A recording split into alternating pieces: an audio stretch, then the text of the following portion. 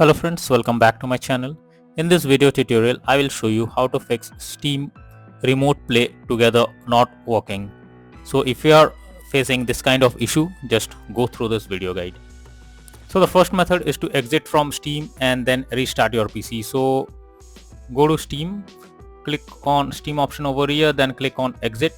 After this, restart your PC. For that, click on Windows icon, then click on power and then select restart. So after this, check if the issue is fixed.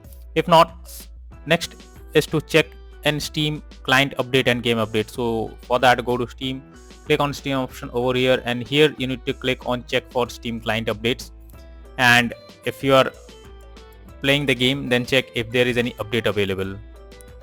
So it will check if there is any update on your Steam client and then check if the problem is fixed or not.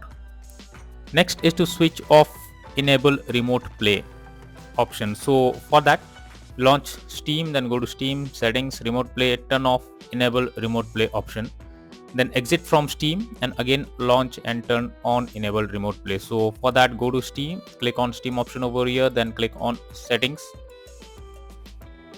After that, click on remote play, and here you can see enable remote play option is enabled. You simply need to click on it to disable it, and after that, close Steam, then again launch Steam, and then come back, click on remote, and then again enable it, and then check if the issue is fixed or not.